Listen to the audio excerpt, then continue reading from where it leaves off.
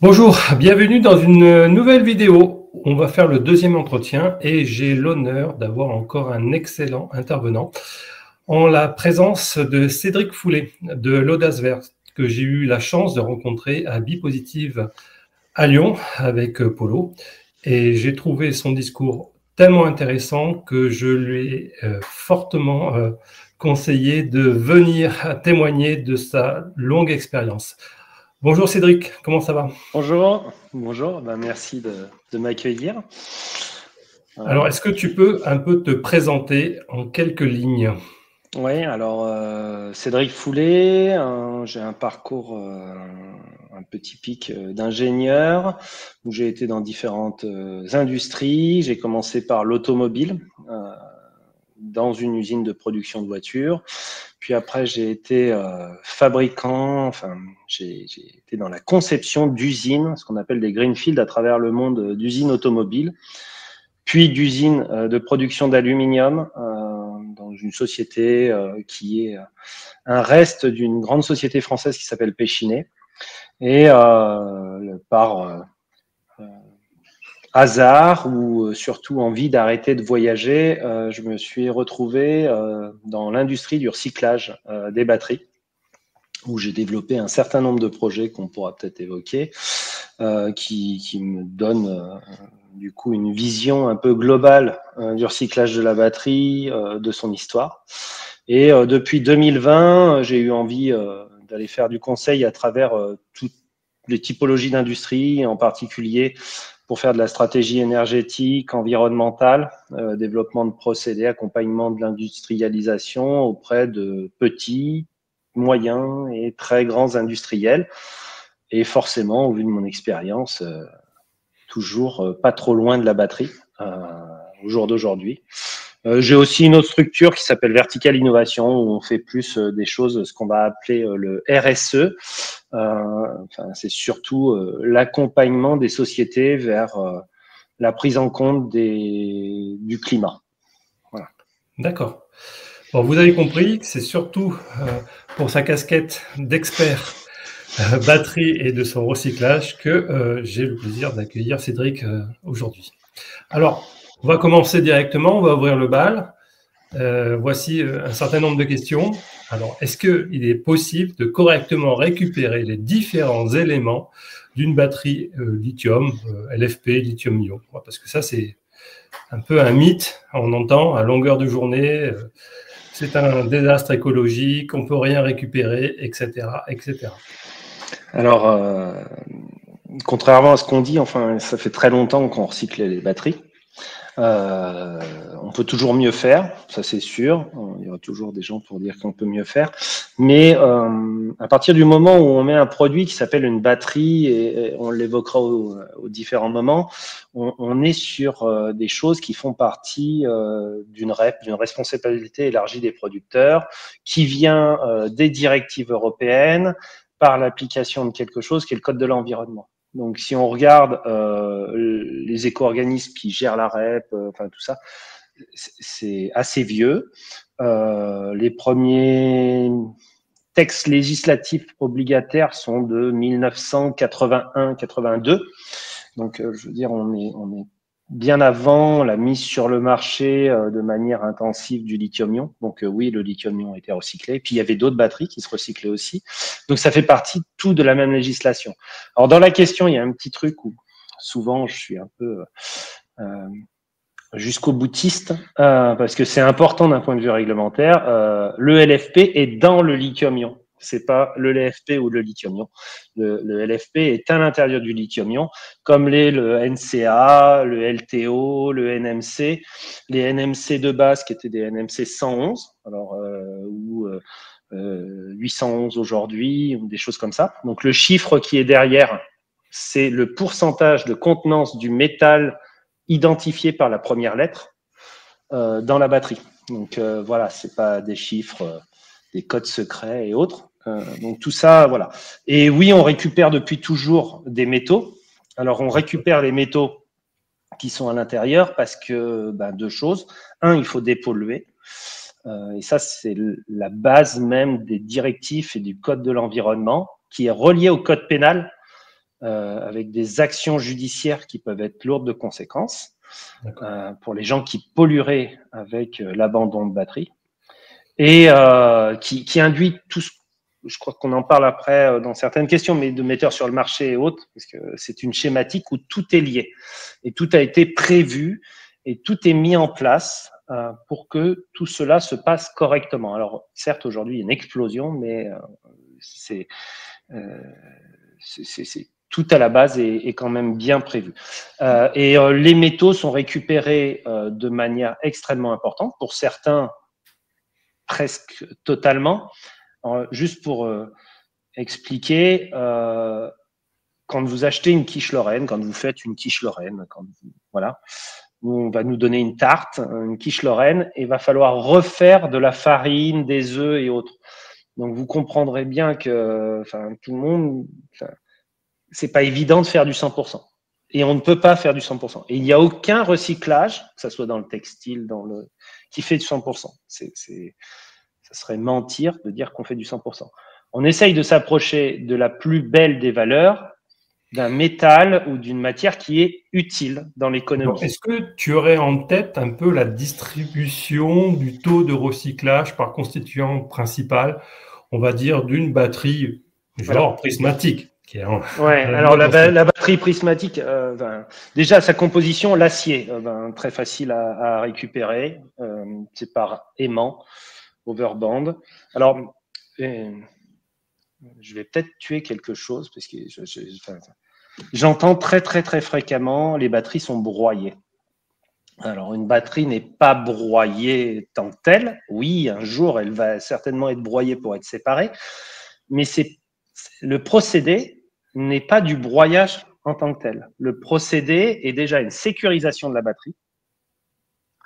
Parfois, il y a différentes choses qui peuvent être thermiques et autres qui sont effectuées. Et pour la séparation, on va faire un broyage qui va permettre, via ce qu'on appelle des overbands, enfin c'est des gros aimants, de séparer ce qui est ferreux, non ferreux, des tamisages, et on va séparer tout plein de choses. Donc à ce moment-là, il y a les grosses particules qui sont facilement séparées. Donc l'acier, l'alu, le cuivre. Déjà, quand on a enlevé ça, on a une bonne partie du poids. Il nous reste la dernière grosse fraction, ce qu'on appelle la black mass. Donc c'est une poudre noire, par définition. C'est une masse noire qui est noire parce qu'elle contient en grande partie du graphite. Parce que les anodes et les cathodes sont constituées d'une part de tout ce qu'on va dire nickel, cobalt et autres, et puis de graphite. En fait, c'est ce qui permet de faire l'échange du lithium ionique, puisqu'il n'y a pas de lithium métal en tant que tel. Voilà, c'est un intérieur qu'on a du LiPF6, enfin voilà, qui permet de faire le transport, et c'est ça la grande découverte du lithium, hein, ce qui permet de faire le transport des électrons avec une très forte densité énergétique, une densité énergétique, donc dans un petit volume, on met beaucoup d'énergie. Donc, on va rechercher fortement le nickel, fortement, quand c'est une batterie avec du cobalt, le cobalt. Est-ce qu'on va rechercher recycler les matériaux par, on va dire, qualité financière, on va dire, par ordre de priorité, ce qui coûte le plus cher, et puis après, on récupère ce qui coûte le moins cher en dernier, ou uniquement par le process? Alors, déjà, il y a ce qui est nécessaire d'enlever par exemple, si on veut récupérer un métal qui serait cher, le nickel. Qui a une belle valeur, une grosse quantité et qui a des procédés de recyclage et une boucle de circularité mondiale. À partir de ce moment-là, il faut déjà enlever l'alu, le cuivre et l'acier. C'est pas là où on gagne le plus d'argent, même si l'alu et le cuivre ont des belles valeurs. Le nickel a bien plus de valeur et le cobalt a bien plus de valeur. Derrière, aller recycler les autres métaux. Alors, on peut avoir des procédés qui extraient aussi le solvant, parce que le solvant a une certaine valeur. On pourrait avoir des procédés, ou on a peut-être des procédés qui séparent aussi le plastique qui est à l'intérieur, c'est-à-dire la membrane qui sépare l'anode et la cathode, qui est un matériau qui est très coûteux, qui est un plastique extrêmement coûteux et extrêmement complexe à faire et qui est fait que par quelques sociétés. qui sert à de nombreuses applications très très techniques dans l'industrie. Voilà, c'est des grands noms de l'industrie française et mondiale qui font cette membrane d'échange. Derrière, bien sûr, on va parler de lithium. On va aller chercher le lithium. Alors, on va pas chercher de lithium en tant que lithium parce qu'on va chercher un lithium qui est soit en sulfate, soit en carbonate. Parce que souvent, pour aller chercher ces métaux très fins en poudre, on utilise un procédé qui est le même procédé que pour faire la vinaigrette, c'est-à-dire qu'on mélange des acides, des bases et on fait des précipitations, la chimie de base, pour séparer par hauteur, la même chose que quand vous laissez au frigo votre vinaigrette, l'huile va en haut, le vinaigre va en bas, enfin, voilà, et que le sel peut se recombiner. La même chose que quand on évapore aussi, il y a des techniques d'évaporation, hein, le lithium de base est extrait comme ça en Bolivie, en Argentine et autres, avec l'évaporation, hein, c'est des marais salants. Voilà. C'est pour ça qu'on dit que c'est du sel, d'ailleurs, de carbonate, hein, comme le sel des marais salants. Bon, voilà. Après, on ne va pas rentrer dans toutes les chimies parce qu'il y a des compositions de sulfate de carbonate différentes, mais voilà, il faut avoir une certaine pureté derrière en fonction de l'application qu'on a de notre client final, parce que le recyclage, c'est bien beau d'avoir du métal, mais si on n'a pas de client pour ce métal, enfin, c'est comme toujours, hein, on peut avoir un super beau produit, si on n'a pas d'acheteur, il n'y a pas de valeur, et donc on va pas aller le faire, à part pour des batteries très spécifiques. Ça a été le cas pour le mercure, ça a été le cas pour le nickel-cadmium, où on a des métaux bannis à l'intérieur et où on va chercher certains métaux pour les stocker indéfiniment pour éviter qu'ils polluent la planète. Voilà. D'accord. Alors, la question 2 est forcément en lien. Du coup, grâce à ces différentes étapes dans le recyclage, est-ce que la notion de circularité existe déjà sur des batteries lithium-ion? Si oui, et tu as mentionné déjà que le recyclage pouvait atteindre une certaine qualité dans la matière. Est-ce qu'on en est là? Et du coup, ça implique forcément le taux de circularité dans le recyclage. Ouais, alors j'ai beaucoup parlé de batteries, on va dire que le commun du mortel appelle lithium-ion avec du nickel, du manganèse, du cobalt. C'est vrai que le LFP c'est plus compliqué, hein, voilà. On a des batteries quand même lithium qui ont des choses qui ont peu de valeur. Le phosphate de fer, peu de valeur. Donc c'est complexe. Et ce qui relie souvent à la boucle de circularité. C'est-à-dire que plus une batterie a quelque chose qui est complexe en approvisionnement ou en recyclage, on va dire le cobalt, le nickel, plus cette boucle de circularité, alors ce qu'on appelle la close loop, la boucle fermée dans notre jargon de recycleur, plus on va essayer de le faire naturellement, puisqu'on a quelque chose en Europe.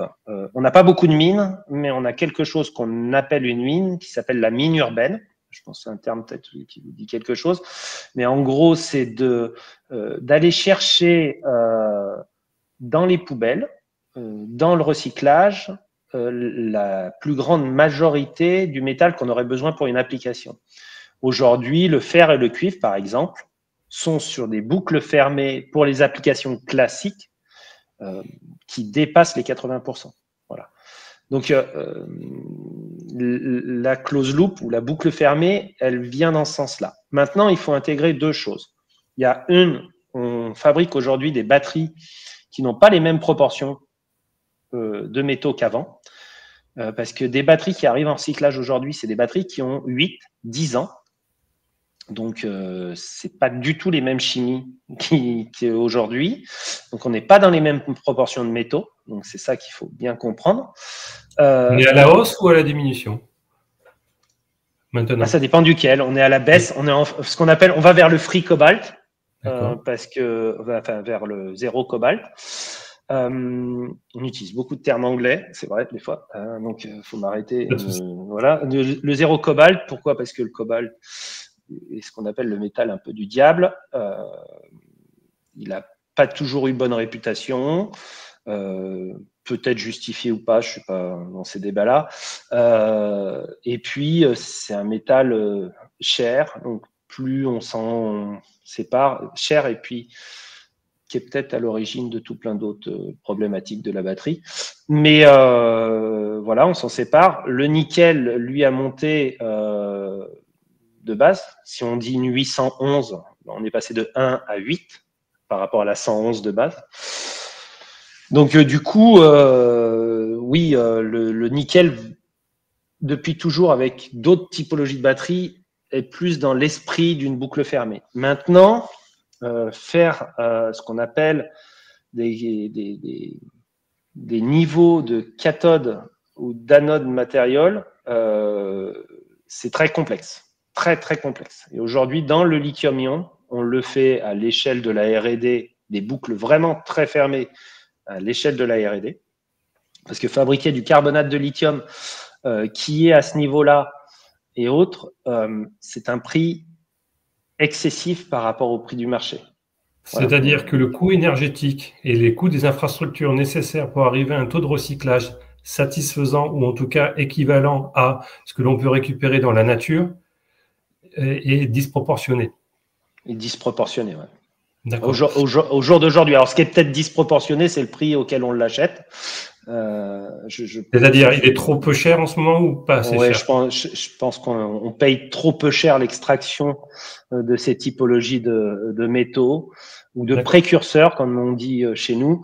Voilà. C'est sûr que si le marché est montant, il n'y aura pas de souci, tout sera recyclé. D'accord. Tu as mentionné que, par exemple, pour le lithium, l'image d'Épinal que l'on a, c'est qu'il est extrait sur des saliers, effectivement, dans les hauts plateaux de la Bolivie, c'est ça? Et puis, la chaîne des Andes, voilà, dans ces régions-là. Et du coup, c'est tueur d'agriculture, tueur d'eau, on va dire. Et alors, vrai, faux? Alors moi, je suis pas le plus grand des spécialistes de cette partie-là. Ce qui est sûr, c'est que le lithium, on est très peu sur des mines de lithium, enfin sur des extractions de lithium. On a été, alors aujourd'hui, bien sûr, la tendance s'inverse au vu de la demande du lithium mondial, même si le lithium est utilisé dans tout plein d'autres applications que vous avez chez vous, dans vos murs, dans vos pare-brises de voitures, enfin, voilà. Il y en a de partout. Et à des quantités énormissimes. Voilà. Est-ce que tu aurais un chiffre de la proportion de lithium qui est vraiment utilisé pour les batteries? Parce que par rapport à ce que tu viens de dire. Ce qu'il faut retenir, c'est qu'on est dans le 1% de la batterie de voiture en termes de poids lithium. D'accord. Mais c'est 1% de lithium par rapport au lithium qui est extrait pour d'autres applications que la batterie. Ah non. Alors ça, il y a beaucoup de projections. Ça change en continu. Je sais pas les chiffres, mais la demande lithium explose aujourd'hui. Mais il y a encore un an ou deux, la demande lithium pour la batterie en tant que telle était inférieure de la demande lithium pour la globalité d'autres applications. Mais ça peut être voué à changer, mais on est quand même. Enfin, le lithium est un métal de la transition, très clairement, pour différentes choses. C'est-à-dire que le lithium, il peut être utilisé pour faire abaisser la fusion, le point de fusion de certains métaux dans des fours. C'est ce qu'on appelle un fondant. Donc, du coup, c'est de la transition de consommer moins d'énergie grâce à cet apport-là. Et on va plus l'utiliser des fois dans ces choses-là que dans les batteries. Sauf que aujourd'hui, on est en train de monter en quantité de lithium. Et juste pour revenir au départ, le lithium était un déchet des salars qu'on exploitait pour l'engrais mondial. Et qu'on exploite d'ailleurs toujours pour l'engrais mondial. Engrais qu'on n'a peut-être pas besoin dans les champs. On pourrait faire autrement. C'est un autre débat. Mais à la base, c'était un déchet. Voilà, c'était un déchet. Si on regarde le nombre... Est-ce que c'est encore le cas aujourd'hui où l'appétit maintenant, vu qu'on a vu que l'appétit vient en mangeant et surtout en remplissant... Du coup, il n'y a pas des mines qui se sont spécialisées uniquement pour l'extraction et du coup... non, parce que du coup, on est obligé de faire les deux. On est toujours obligé de faire les deux. D'accord. C'est-à-dire que quand on sort de l'oxyde de fer, hein, pour faire du fer, on est bien obligé de faire une réduction de FeO3 et d'enlever O3 par une méthode qu'on essaye de faire aujourd'hui à l'hydrogène et non plus avec de la lignite dans les hauts fourneaux. Mais on est quand même obligé d'enlever O3 quoi, et de le mettre à quelque part. Alors, on va essayer de ne pas en faire du CO2, mais voilà. Et aujourd'hui, le lithium, voilà, il y a d'autres procédés qui commencent à naître et qui donnent des choses intéressantes. C'est les procédés d'extraction du lithium de l'eau, parce qu'il y a des nappes d'eau en France qui sont chargées, qui ont des doses de lithium où le procédé, parce que plus la valeur monte, plus le coût du procédé est rentable. Donc, par exemple, la nappe phréatique alsacienne, avec l'extraction du lithium présent dans cette eau. Ça va être des choses où on avait oublié ces mines-là, les mines qui vont être exploitées dans l'Allier. Voilà, parce qu'à une époque, on mettait à droite des trucs qu'on savait pas trop ce que c'était, enfin, où on laissait, et puis on s'aperçoit des années après, ah, c'était du lithium en fait qu'on avait là, ou d'autres métaux, hein, d'ailleurs. Hein, enfin, voilà, toutes les anciennes mines qu'on a pu exploiter. Alors après, il y a un problème d'exploitation de la mine en France, de l'acceptation et autres. On a aussi des mines qui ne sont pas ouvertes. Alors, j'appelle ça des mines, mais c'est un peu un terme un peu différent normalement pour le lithium parce que on n'est pas forcément toujours sur du lithium comme du lithium, quoi, parce que si on était que sur du lithium pur, et comme il réagit avec l'oxygène, enfin, voilà.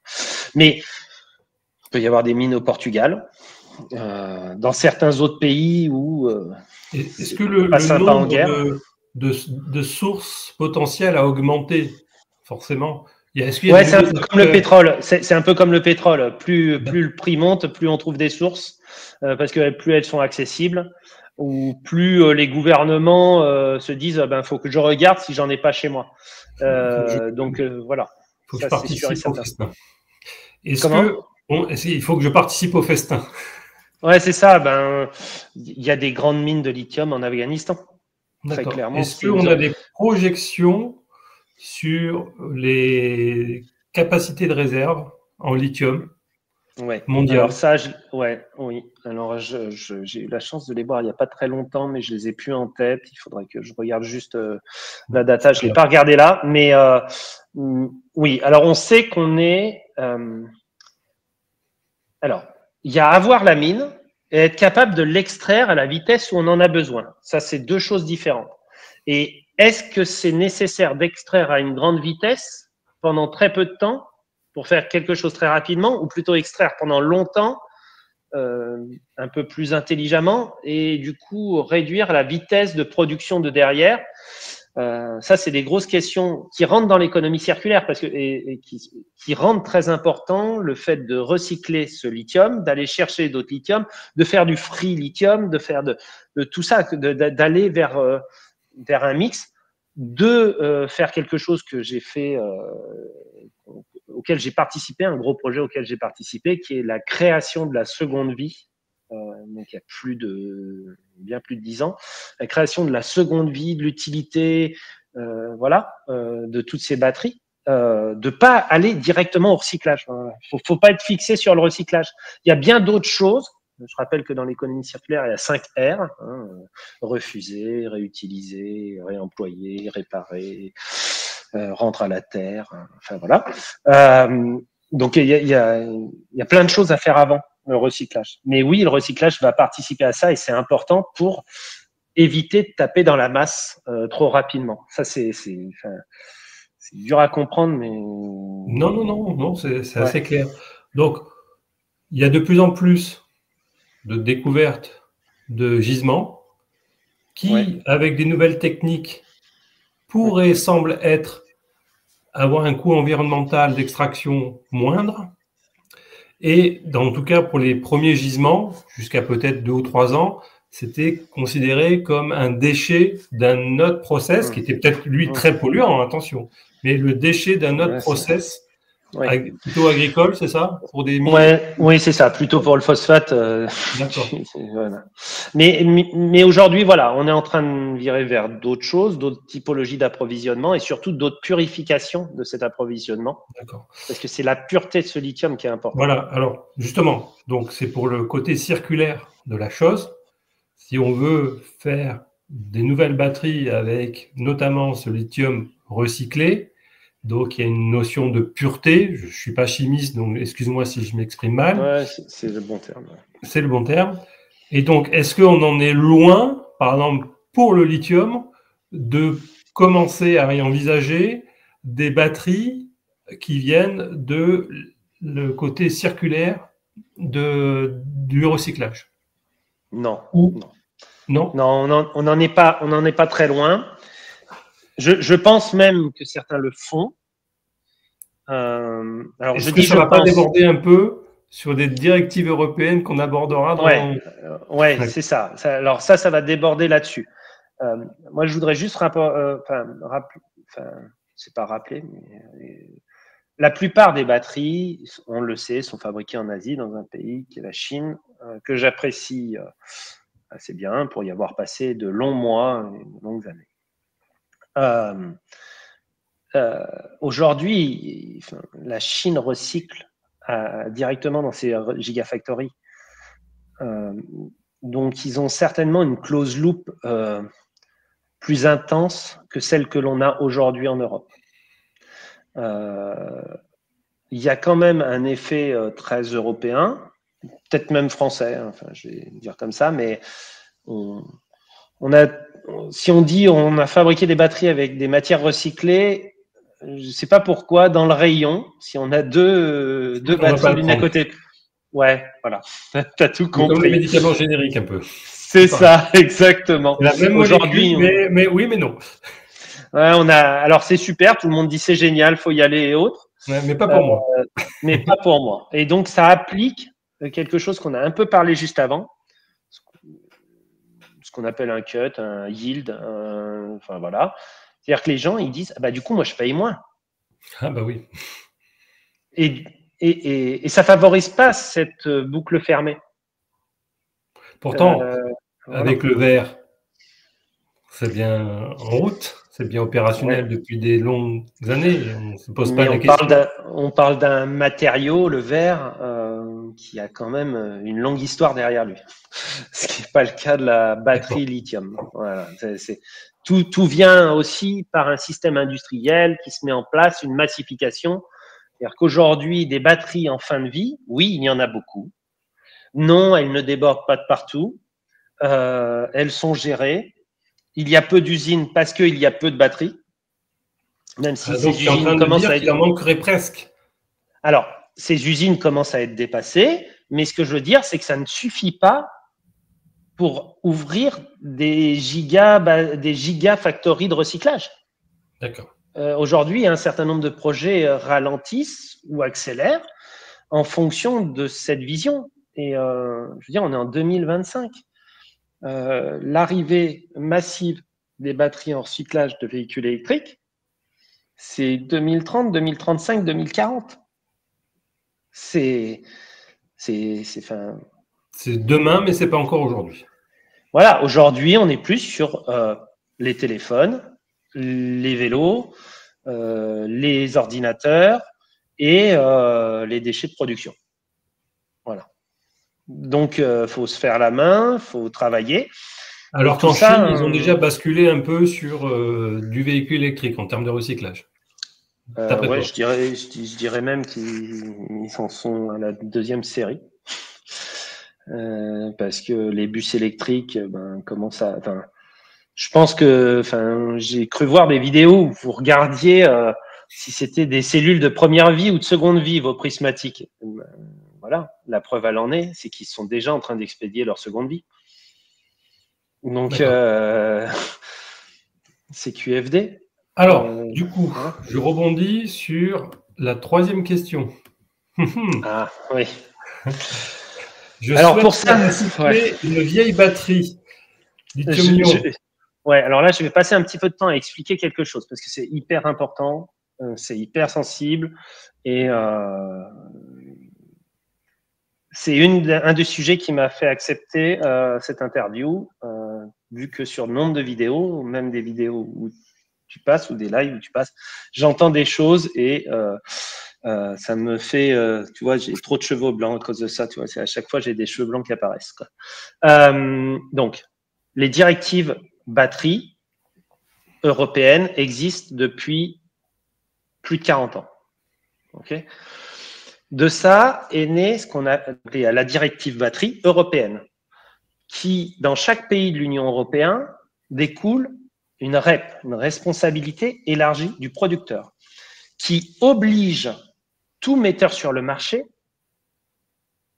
à faire en sorte que sa batterie soit recyclable et recyclée.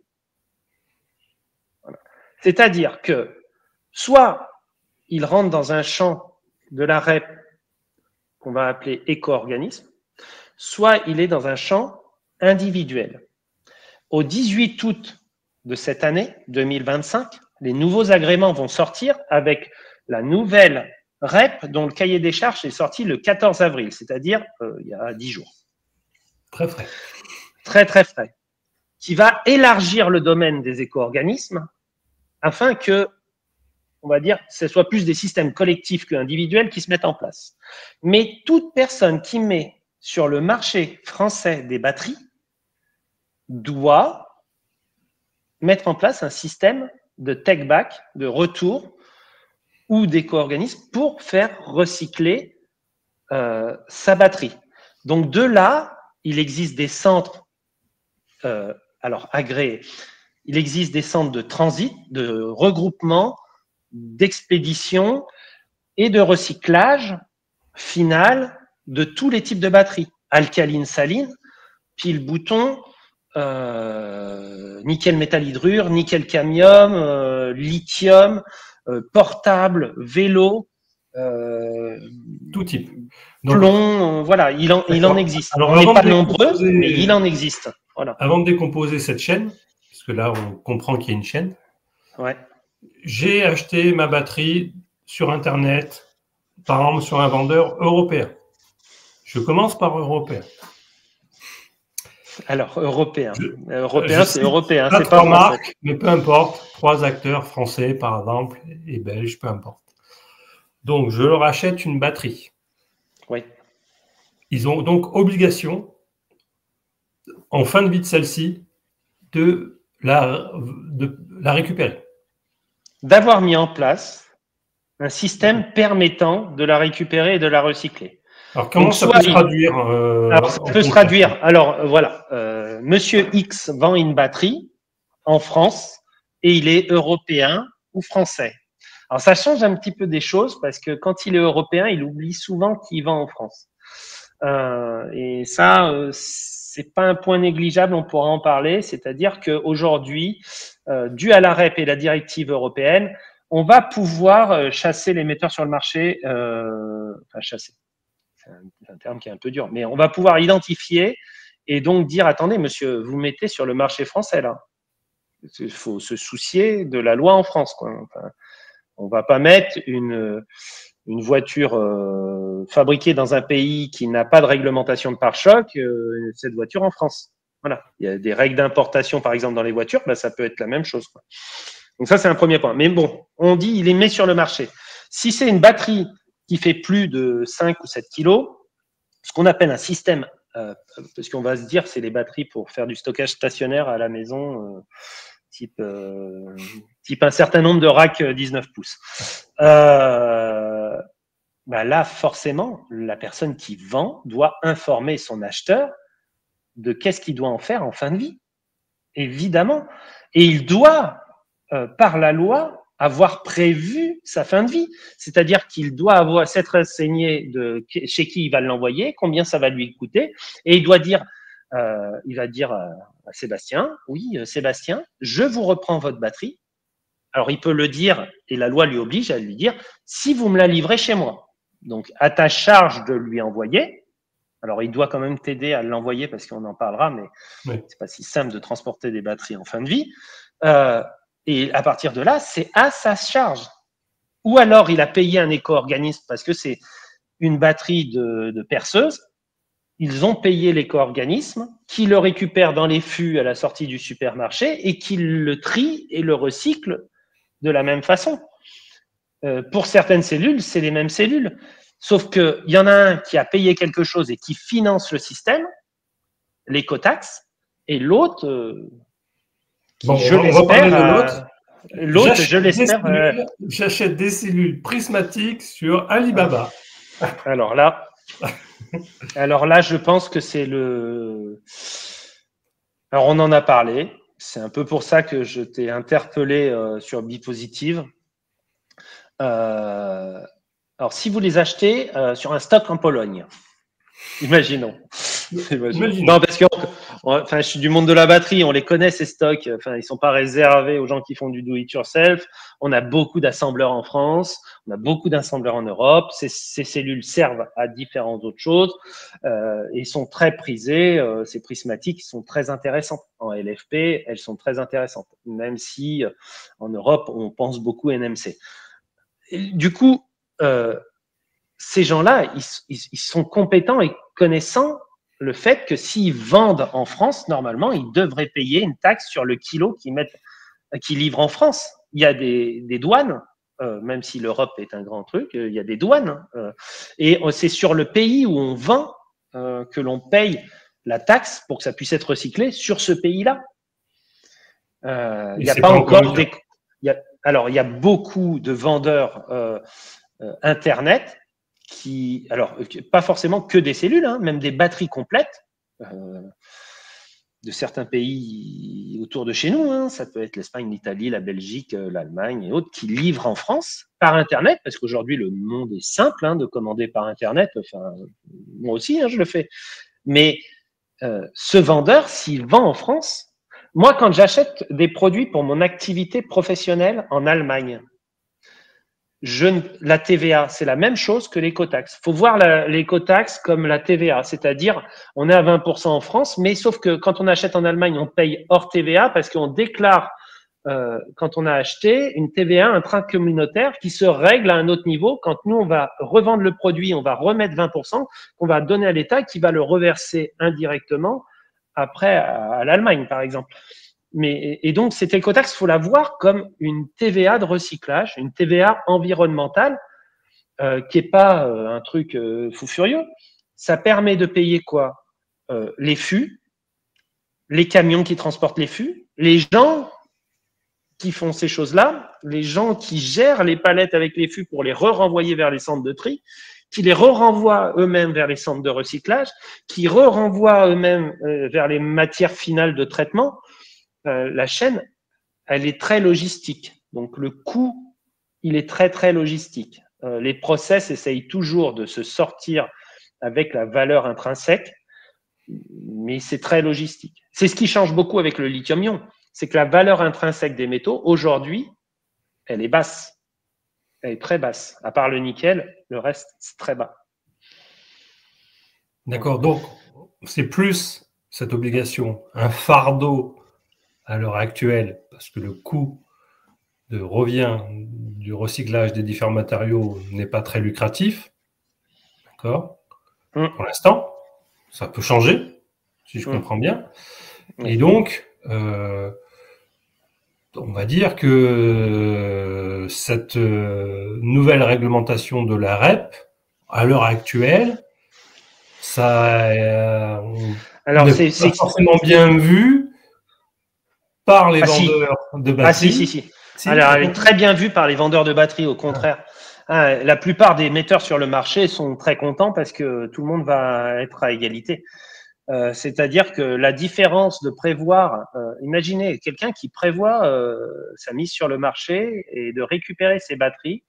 Et il y a des sociétés françaises de production de batteries très connues, alors très connues dans le monde industriel parce que c'est vrai qu'on achète.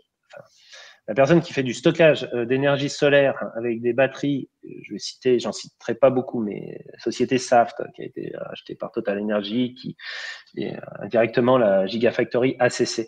Enfin, des batteries super bonne qualité, tout est prévu. ce qu'ils mettent sur le marché depuis toujours en nickel-cadmium, nickel-métal-hydrure, enfin, tout est récupéré.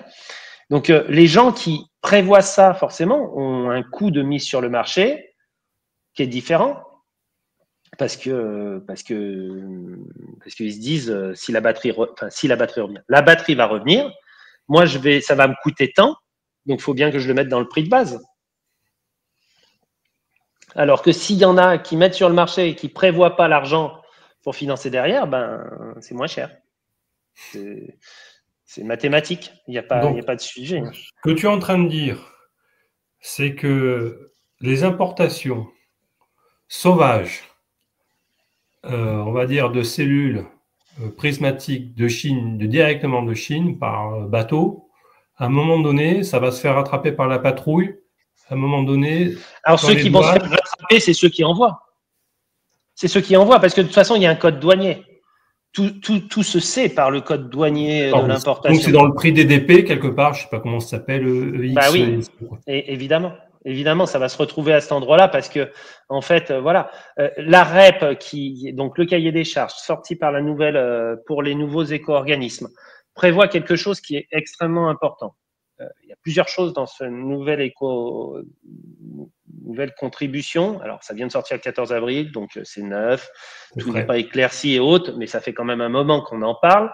Il y a un truc déjà très bien, c'est qu'on va élargir le domaine des éco-organismes. Avant, ils étaient limités, on va dire, aux téléphones portables et aux perceuses, et depuis quelques années, un peu les vélos électriques. Voilà. D'accord. Aux petites batteries. Aux batteries inférieures à 5 kg. Voilà. Toutes les autres batteries, elles passaient à travers parce que c'était ce qu'on considère des batteries industrielles qui devaient être en système individuel parce qu'il y avait très peu de cas de batteries industrielles mis au commun des mortels. Et ce qui était très bien parce que c'était plutôt des gros acteurs et autres. Bon, le marché a explosé avec cette batterie lithium-ion et un marché qui n'existait pas avant, qui est le marché des assembleurs, c'est-à-dire des gens qui achètent des cellules, qui font l'électronique, qui font le boîtier et puis qui revendent le tout. Voilà. On peut citer Cédric de Batterie Le Moult, par exemple. Ouais, voilà. Oui. Qui fait certainement du très bon travail. Bon, par exemple, je ne sais pas si lui, il en est au courant, mais il va être… Alors, c'est un peu différent pour le Moult parce qu'il y a un truc un peu différent. Il n'est pas propriétaire des cellules pour une partie des choses. C'est parfois ses clients qui achètent les cellules. Ouais, c'est vrai. Donc, voilà. Mais si c'est lui qui achète les cellules et qui les monte, il est metteur sur le marché parce qu'il est importateur. C'est l'importateur qui paye l'écotaxe. C'est le metteur sur le marché. Alors, si ce n'est pas un professionnel, c'est le professionnel qui l'envoie. Mais bon, passons. Mais il y a 5 grands domaines, parce qu'avant, il y avait les portables, il y avait les vélos. Maintenant, il y a ce qu'on a… Alors, les SLI, donc tout ce qui est démarrage, les véhicules électriques et l'industriel. Donc maintenant, les éco-organismes vont pouvoir tout gérer. Enfin, tout gérer. Ce n'est pas dans le sens de l'ingérence, mais ils vont pouvoir demander justification s'il y a numéro, ce qu'on appelle IDU, identifiant unique, sur la base SIDEREP, qui est un logiciel accessible en France. Vous tapez SIDEREP, donc SY, je vous donnerai le lien. Vous tapez le nom de votre importateur. Et puis, il doit être référencé, comme pour les D3E, comme pour les emballages, comme pour le verre, comme pour tout ça. Tout le monde doit être référencé pour pouvoir payer. Tout simplement. Enfin, c'est pas gratuit, nos poubelles. Hein. Non, bien sûr que non. Est-ce que ça veut dire que tous les éco-tri, les éco-lieux de tri, les éco-tri, excuse-moi, vont pouvoir accepter ces nouvelles gammes de batteries? Est-ce que je peux arriver avec à Leroy Merlin? Alors, j'ai 200 kilos de cellules. Je vais te raconter tout d'abord une anecdote. Il y a quelques années, quand j'étais encore directeur d'usine de recyclage, un jour, je reçois un coup de téléphone d'une déchetterie en Auvergne-Rhône-Alpes, parce qu'ils me connaissent, parce qu'on était situé en Auvergne-Rhône-Alpes et en Occitanie, et qui m'appelle et qui me dit « Bonjour Cédric, j'ai eu votre numéro par… Ok. J'ai une question. Comment je peux faire? Parce que là, j'ai un monsieur qui est venu avec sa remorque et qui m'a déposé une batterie de Zoé. Okay. On parle d'un truc en 2015-2016, 2017-2018, enfin, voilà, il y a un moment quand même. Je dis, mais là, pour le coup, là, vous l'avez accepté, ben, il est venu, il a posé, il est reparti, quoi. Je dis, ah, bon, on va voir comment on peut faire parce que là, voilà, c'est un sujet, on n'était pas encore dans les éco-organismes à gérer ce truc-là. Voilà. Demain, quand les éco-organismes vont gérer ça, ils vont mettre en place ce qu'on appelle des points de collecte. En fonction des catégories de batteries, il y aura des points de collecte accessibles sur Internet et visibles qui pourront être. On peut mentionner le site si tu le connais déjà ou c'est Alors, pas aujourd'hui, il y a deux gros éco-organismes qui gèrent ce qu'on appelle les PA, les piles et accumulateurs. Une pile étant non rechargeable, un accumulateur étant rechargeable. Enfin, voilà. C'est Corepile et Batterybox, qui sont les deux éco-organismes. Donc, si vous avez en déchetterie les fûts bleus, Corepile, les fûts verts, Batterybox. Pareil, depuis qu'il y a les vélos électriques, ben, c'est des fûts un petit peu différents sur le côté, qui sont plutôt mis à disposition des grands vendeurs de vélos, Decathlon, Intersport, GoSport, Vélo Cycling. Enfin, il y a tout le monde qui va me faire la tête parce que pour certains, il y en a qui sont mes clients. Mais enfin bon, voilà, parce que c'est à cet endroit-là que les batteries de vélo reviennent. Généralement, c'est là où les vélos sont vendus que les batteries reviennent. Mais on peut en retrouver dans les fûts classiques. Pour les batteries industrielles et autres, il y aura des points de collecte et donc du coup identifiés où on pourra ramener ces batteries-là. D'accord. Alors, c'est sûr que si on va chez un vendeur de solaire qui vend des batteries et qu'on lui ramène, il serait malvenu qu'il dise je ne le reprends pas. Il sera dans l'obligation. Est-ce qu'évidemment. Mais il est déjà dans son obligation. Quand j'ai entendu l'autre jour dans le live Guillaume dire moi, mon fournisseur, il n'en veut pas, mais s'il n'y a pas de question. Il vient avec sa voiture, il va chez son fournisseur, il lui pose sur son bureau. À lui de gérer. Il l'a importé. Il prend un café. C'est à lui de gérer. Il prend un café en lui disant bon courage. Mais enfin, je veux dire, le gars, il vend des dizaines de tonnes de batteries. Il gère ce qu'il a fait.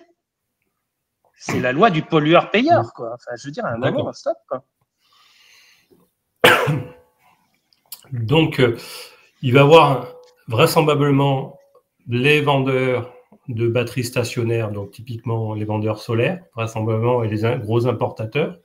Est-ce qu'on peut s'attendre que dans des déchetteries, on puisse avoir aussi ces genres de points de collecte pour ces genres de batteries? Oui, parce que, enfin, on va avoir de la batterie qui est aujourd'hui vendue, ben, il y en a qui sont vendus chez Castorama, hein, des fameux plug and play. Donc oui, il va bien falloir les accepter d'un peu partout. Je suppose que dans les endroits, par exemple, de van life, enfin de camping-car et autres, ben, voilà, on va avoir. Tout ça va découler du grand filet qui va être tendu, enfin, de l'énormité de tous les gens qui vont devoir se déclarer. Et donc, une partie de mes prestations est aussi de faire de l'acculturation de tous ces metteurs sur le marché qui me disent bon, Cédric, viens, explique-nous la chose et autres. Parce que, enfin, nul n'est censé ne pas connaître la loi, mais enfin, c'est pas toujours évident de connaître toute la loi. Donc, ça veut dire que tous ces acteurs qui vendent de près ou de loin des batteries vont être sensibilisés et devront s'inscrire dans ce registre que tu as mentionné. Donc, oui, les obligeant quelque part, en tout cas, ils ont pris conscience qu'ils vont devoir prendre part dans le recyclage, à minimum être point de collecte pour certains d'entre eux. Oui, comme les téléphones portables, comme les machines à laver, comme les réfrigérateurs. Il y a obligation d'être client chez ce point de collecte pour bénéficier de ce service? Alors non, parce que si c'est un point de collecte dû à l'éco-organisme, par exemple, à la sortie du supermarché, vous pouvez très bien aller déposer un sèche-cheveux que vous avez acheté dans un autre supermarché, enfin dans un grand, enfin, je sais pas comment on appelle ça, mais boulanger, Darty et compagnie. Enfin, je veux dire, c'est pas du tech back un pour un, quoi. D'accord. Tu me vois arriver avec mes gros sabots. Ah. Non. J'ai acheté des cellules sur Alibaba à pas cher sans payer la REP. Elles vont se faire identifier. Ouais, on n'est pas fou hein, quand on reçoit ça en centre de recyclage, on le voit. C'est les nouvelles qui arrivent, mais celles qui sont déjà en circulation. Bah là, il y a un vrai sujet. C'est un vrai sujet au jour d'aujourd'hui. Alors, je n'ai aucune estimation de ce qu'est le tonnage de ces batteries. Et c'est compliqué de le savoir parce que justement, elles ont été peu tracées ou elles sont tracées à un niveau tel que même je n'y ai pas accès. Enfin, voilà. Ce qui est sûr, c'est qu'il y a un tonnage. Ils peuvent avoir une estimation de ça ou non? Pas du tout. Mais si ça a été transporté par code douanier, oui, évidemment. C'est pour ça que je dis, voilà. Maintenant, est-ce que ça a respecté le transport et le code douanier? Est-ce que quand vous avez reçu votre carton, il y avait le bon code douanier mentionnant le numéro des cellules? Est-ce qu'il y avait dessus le petit écusson lithium ADR? Est-ce qu'il y avait du 3480 noté dessus UN? Et tout ça. Il est possible, en tout cas pour certains cartons que j'ai vus, pas tous, certains, j'ai vu, ont été livrés avec des autocollants et autres, donc ils sont bien identifiés. D'autres, j'ai vu des livraisons. Voilà, parce que moi aussi, je fais de la formation aux particuliers sur le solaire et autres. Voilà, il y a des gens, voilà, je fais des formations sur une semaine sur le solaire et les batteries et le stockage, sur le solaire thermique et autres. Donc forcément, j'ai vu du do it yourself parce que ça n'a quand même pas le même prix que les autres, même si le prix chute et va chuter et autres. C'est la même chose quand on va acheter. Il n'y a pas besoin de se faire livrer par Alibaba, hein, mais c'est la même chose que quand on franchit la frontière pour aller en Espagne, qu'on va chez Bricomart, qu'on achète beaucoup de batteries de rack 19 pouces noir et orange, qui commence par Pi et qui finance par Tech, et qu'on les ramène en France. Si, quand on les achète chez Bricomart, il y a une écotaxe, ben, elle est en Espagne, cet argent est en Espagne, elle n'est pas en France. Donc, il va y avoir des tonnages sûrs et certains. Voilà, alors est-ce que ça va un peu s'équilibrer entre les pays européens? Parce qu'il va y avoir peut-être des Espagnols qui vont acheter en France et qui vont ramener en Espagne. Il y a s'ils veulent payer plus cher, peut-être. Peut-être parce que le marché est plus développé, mais il va peut-être aussi se développer encore plus en France et du coup, ça devrait s'équilibrer. On le voit au niveau des panneaux. Bon, c'est peut-être encore un peu moins cher en Espagne, mais il n'y a pas une énorme différence de prix maintenant. Enfin, ouais, voilà. ça tend à s'uniformiser. À s'uniformiser, mais il y a quand même des différences entre les pays dues à des systèmes d'importation ou de marketing. Mais il y a encore des écarts et le vrai prix des batteries, il n'est pas celui de la France. Voilà, soyons clairs. Mais il y a un vrai point d'interrogation sur ce sujet-là d'importation. Alors, qui est depuis des années, hein, parce qu'il y a des gens qui importent des cellules 18650 depuis des années et des années, hein, et dans des applications même professionnelles. Hein, en dehors du do-it-yourself, il y a énormément d'applications. J'ai recyclé des surfs, pour faire du surf à Bayonne, hein, Biarritz, Osgore, j'en citais 3 comme ça, il n'y a aucune des villes mais voilà. Mais pour aller au loin, des applications, il y en a c'est inimaginable. Dans un centre de recyclage, c'est Noël tous les jours. D'accord. Alors, je passe à la 4e question. Je pense qu'on y a plus ou moins déjà répondu. Là, je pense qu'il a, soyons très clairs, je le répète, il a une obligation.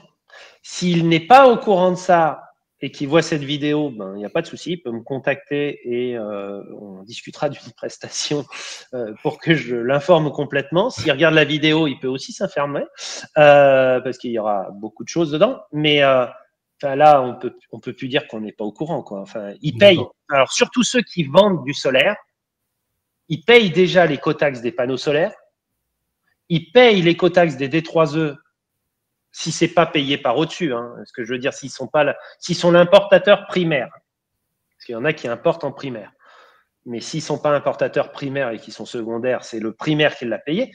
Ils sont au courant qu'il y a un système en France, en Europe, qui permet de financer le recyclage des différents éléments. Parce que ce que j'explique, c'est la même chose pour les panneaux solaires, c'est la même chose pour les D3E, c'est la même chose pour les emballages. Alors, est-ce qu'il risque pas d'avoir un effet patate chaude? C'est-à-dire que l'importateur secondaire dit « Ah ben, c'est pas moi, c'est machin ». Et il a raison. Le primaire, il se trouve sur une île des Maldives et puis… Ah ben non. Alors, quand je dis primaire, secondaire, c'est le primaire en France. D'accord.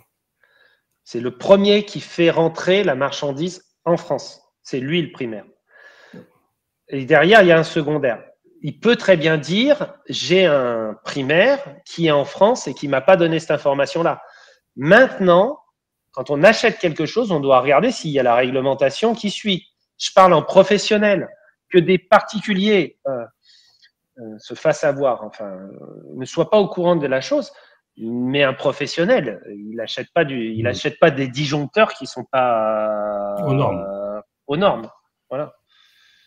Ça peut arriver. C'est déjà arrivé. Mais quand même, il y a un moment, on ne peut pas avoir pignon sur rue, à moins qu'on ouvre un entrepôt, ce qui s'est passé dans le solaire, hein, à moins qu'on ouvre un entrepôt parce qu'on a le fond d'un hangar parce que notre papa il est agriculteur, qu'on se dit punaise, je fais venir des containers de trucs, je les vends et je gagne tout plein d'argent. Et je m'en lave les mains, la moindre responsabilité. Ouais. Et je ferme dans 3 ans. Et la semaine précédente, j'étais vendeur de chaussettes. D'accord, je vois le genre. C'est ça. Alors, ça arrive. Question intéressante. J'ai téléphoné à mon vendeur qui me dit « Oui, je vais reprendre votre batterie. Il va falloir me l'expédier. » Ouais.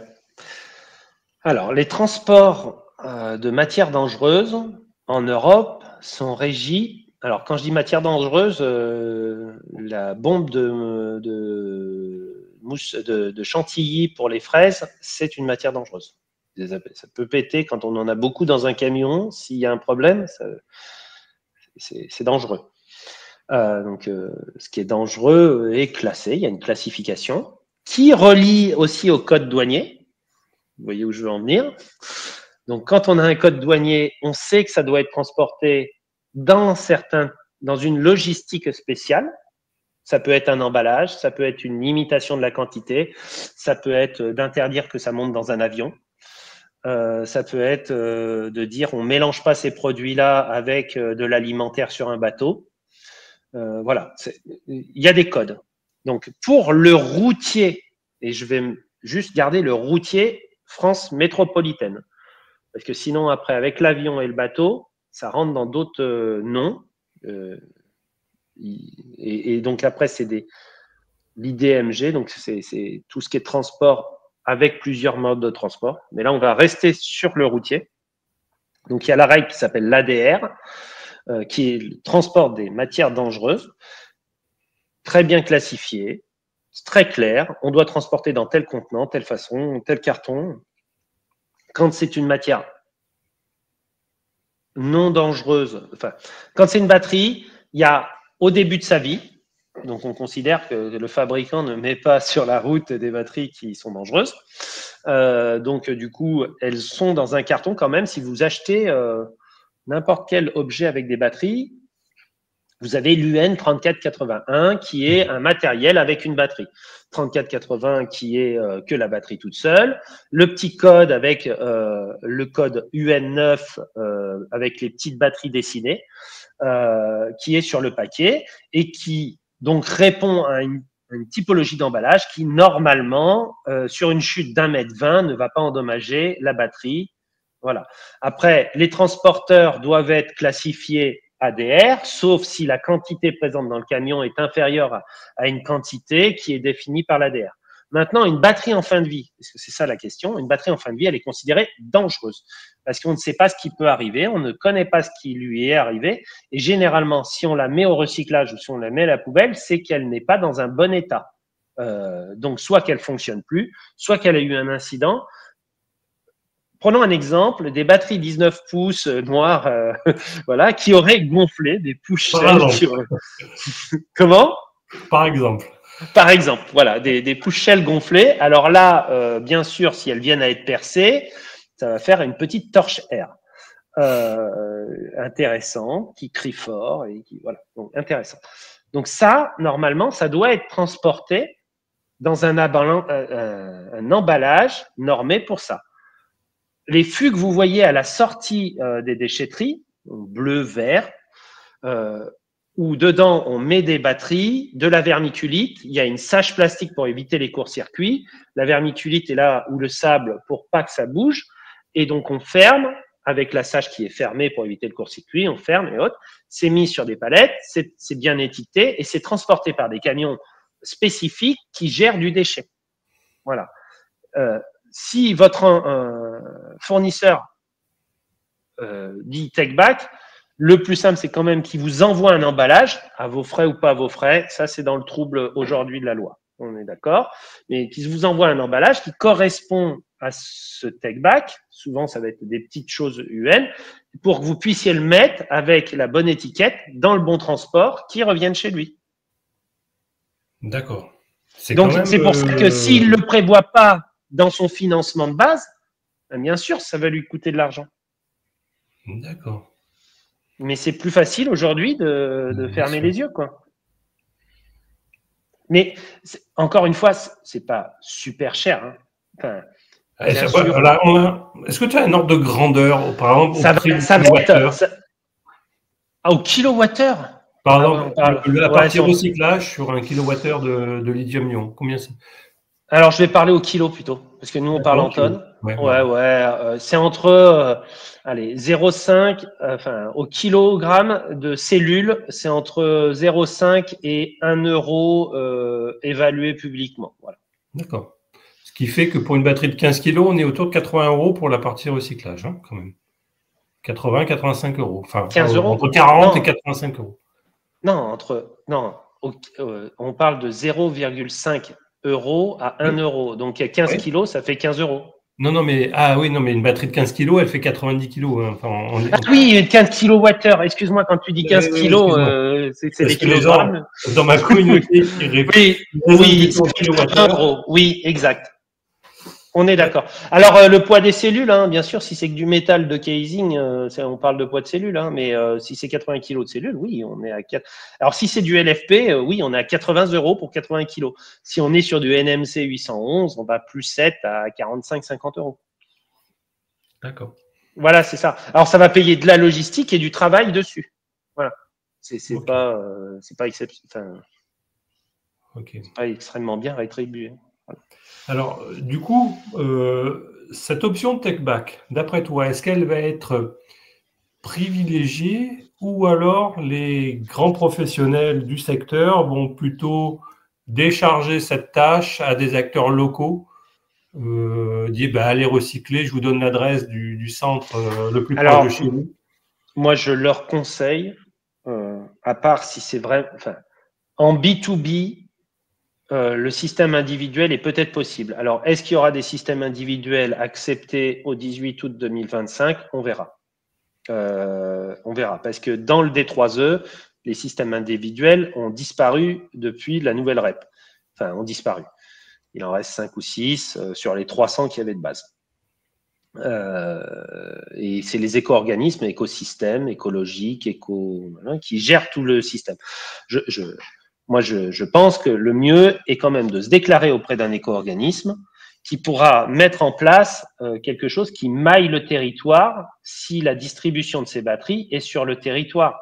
Si le gars, il ne vend que à, je sais pas moi, une ville X tout le temps et des quantités, il sait gérer le take back facilement.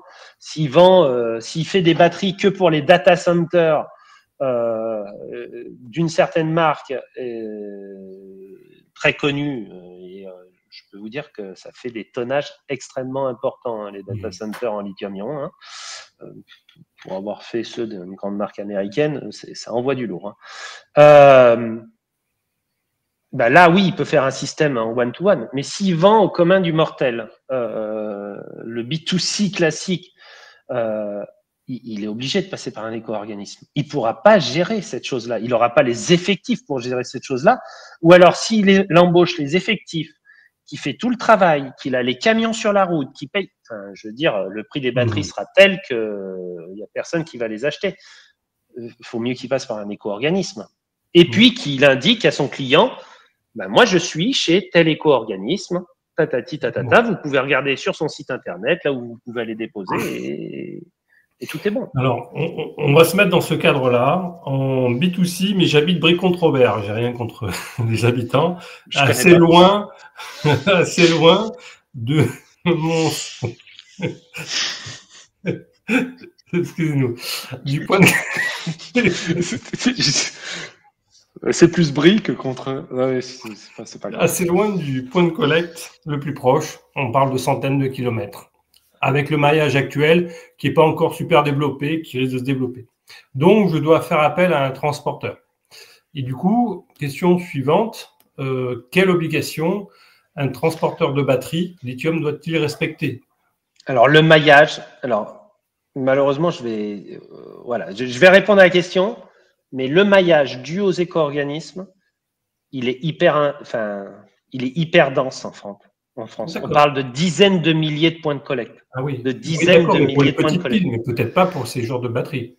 Mais ça veut dire que à côté, ils vont mettre des choses comme ils l'ont fait pour les vélos, qui pour les endroits où seraient trop éloignés ces collectes industrielles, ils mettront, enfin, je suis pas dans la confidence, mais ça paraît assez évident qu'ils le feront de la même façon, ils mettront des caisses spécifiques pour venir les récupérer. Ce qu'on appelle les caisses UN. Et donc, du coup, enfin, où les déchetteries seront chargées. Enfin, c'est ce qui a été fait pour le plomb, c'est ce qui est fait pour... Enfin, il n'y aura pas de... Enfin, on passera pas à côté de ce sujet-là parce qu'on est sur une collecte de dizaines de milliers, voilà. Et pourtant, je viens d'un endroit, moi, je suis originaire du Berry, c'est paumé.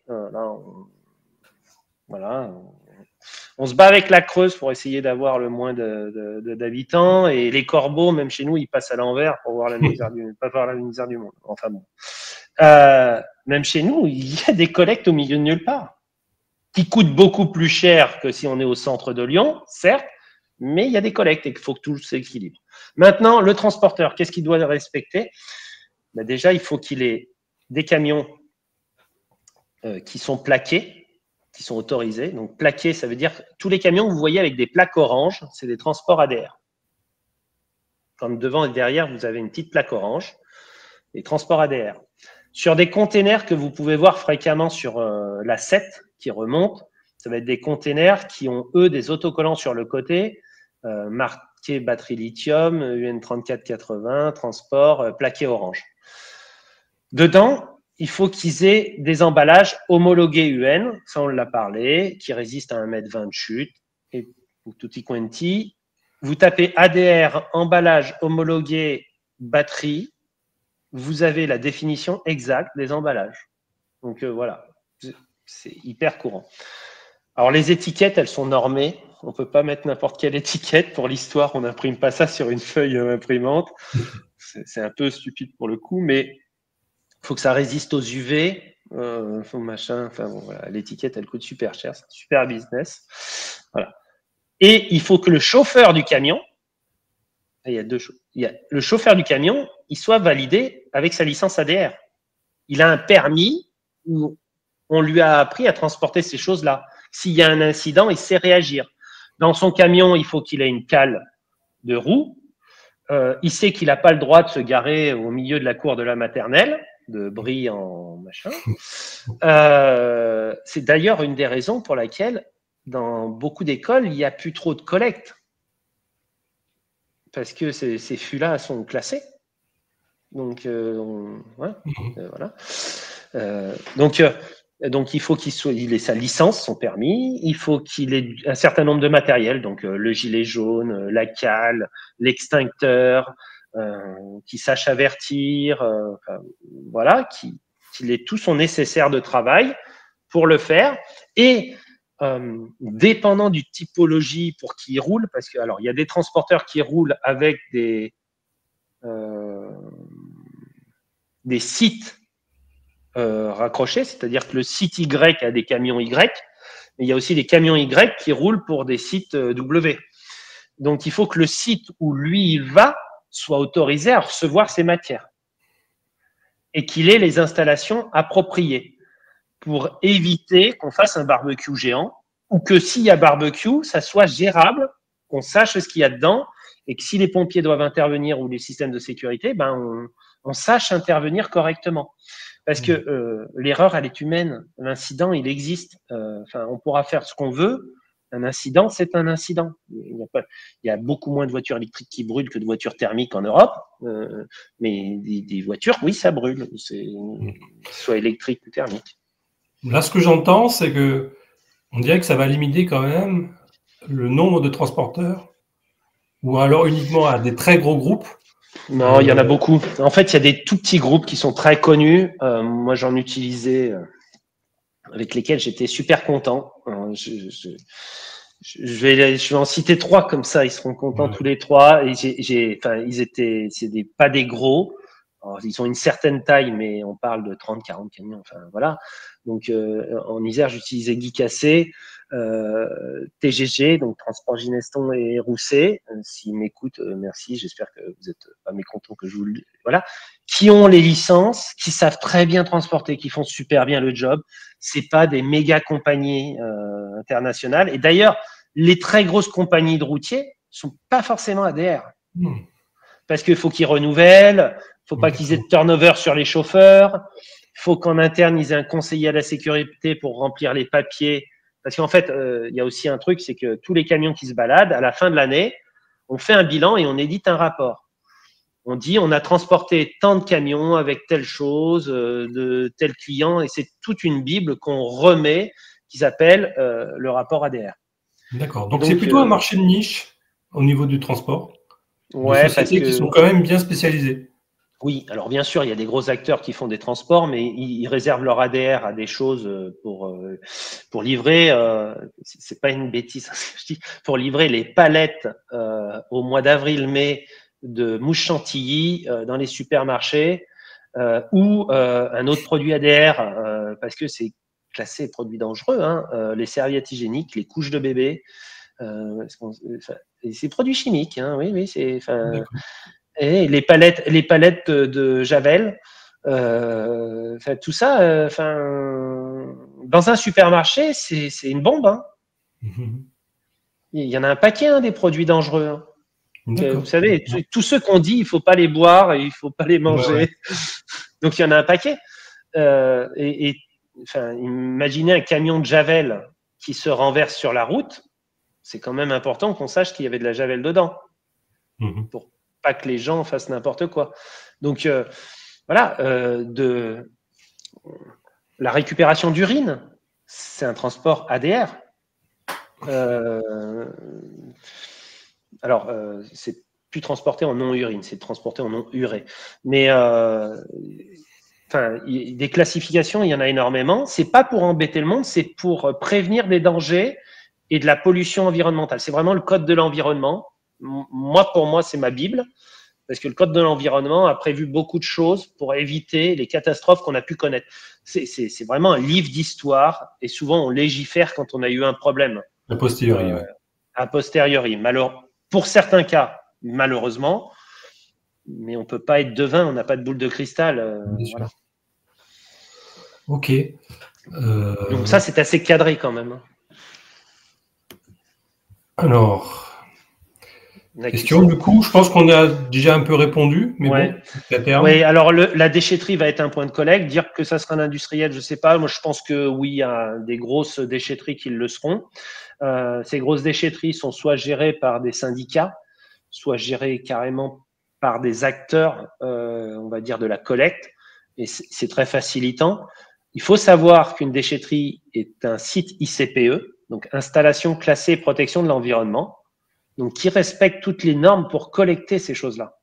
Donc, alors on tourne cette vidéo, c'est pas encore le cas. Donc, tant que la REP, tu avais parlé du mois d'octobre. Ah oui, c'est pas le cas pour récupérer ces grosses batteries. Oui. Tu m'as parlé l'application au mois d'août, c'est ça? Alors, l'agrément sortira le 18 août. Les sociétés, les éco-organismes qui sont agréés, faudra leur laisser quand même quelques jours pour se mettre en place et peut-être quelques semaines, voire quelques mois. Donc, on peut espérer peut-être qu'en fin d'année, dans les déchetteries.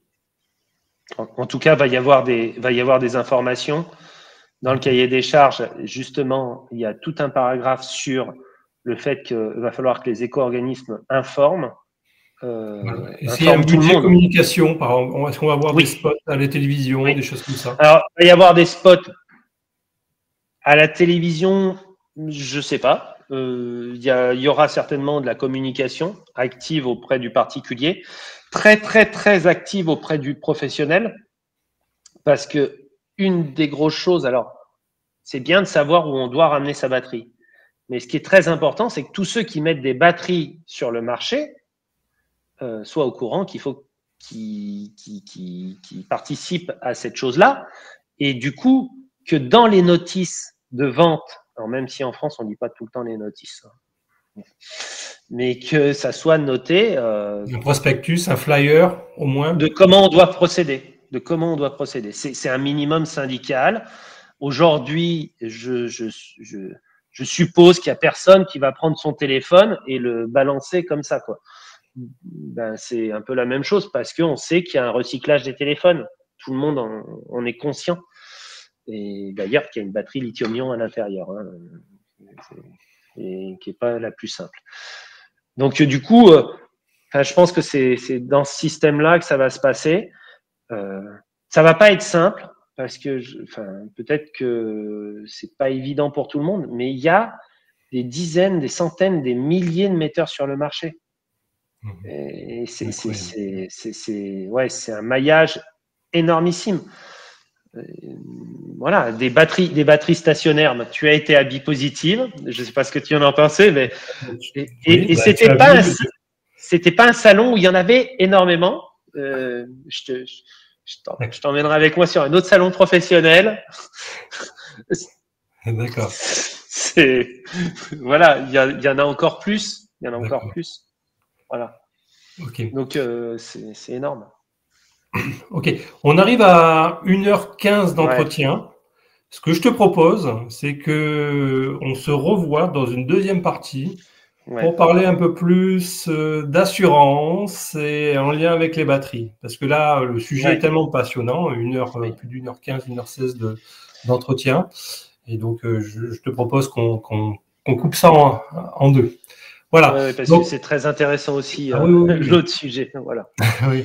En tout cas, je te remercie énormément. Moi, j'ai vu tes propos. Je pense que cette vidéo va énormément me plaire et on va avoir beaucoup de retours sur celle-ci.